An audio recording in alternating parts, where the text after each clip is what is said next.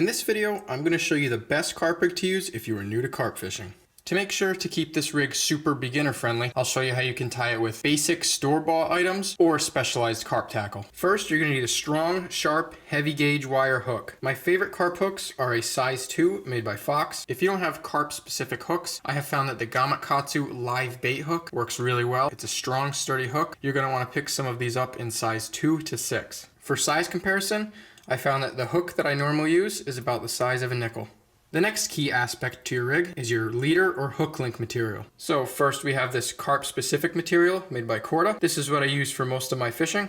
If you don't have carp specific hook link, it's not a problem. Any 50-pound braided line will work. Power Pro is probably the most common you're going to come across. Next, you're going to need a small but strong swivel. Here's a few options that I've picked up over the years. I think these are from Walmart, these are from a sporting goods store, and then here are your carp specific swivels. It's really important if you want to get into carp fishing that you pick up some heavy sliding weights. Here's one of the most common options. This is just a simple egg sinker. There's also these flat inline leads, or here is another carp specific option.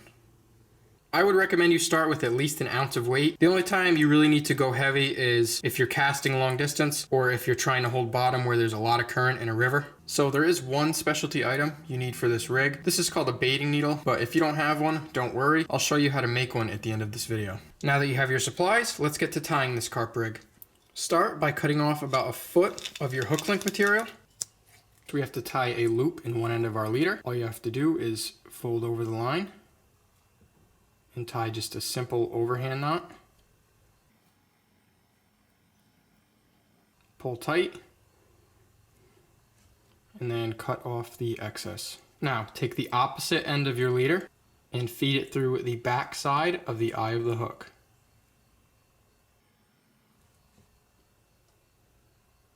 You want this loop sticking off the back of the hook about 1 inch. Obviously, it needs to be adjusted depending on the size of your bait, but 1 inch is a good starting point.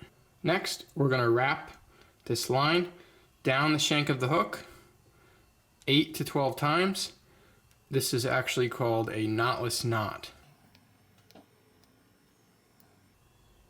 Then I just make sure everything's neat. Wrap it back over one more time and back through the eye of the hook again.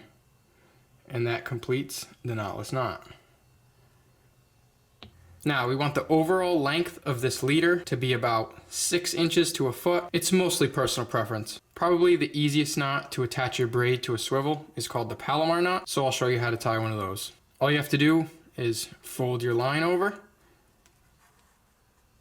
slide the folded section through one of the eyes on the swivel, tie a simple overhand knot, and then see this loop you created? You're going to pass the swivel back through that loop and cinch tight.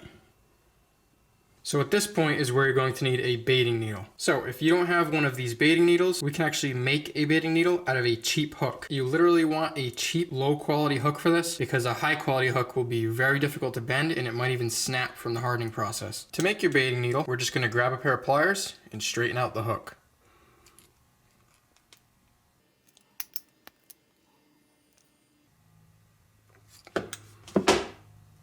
And once you straighten it out, you can see the similarity here. Basically all it is a thin piece of wire with a hook on the end. So now you're going to take your corn or whatever other carp bait you're using, thread the baiting needle through the center of the bait,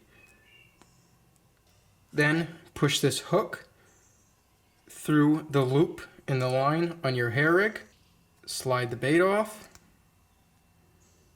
In the end of the loop, you have to insert something just to stop the bait from falling off. You can literally use anything from sticks, twigs, pieces of grass, but they do make specialty items. These are called hair stops. So once you have your hair stop, you're just going to slide it into the loop, push your bait until it puts pressure on the hair stop, and there is your completed hair rig. So the final step is to connect our carp rig to our main line. Take your main line, slide your weight onto the line,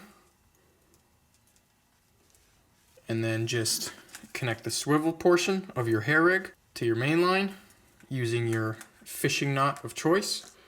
And that's all it takes to tie up this super simple hair rig for carp fishing.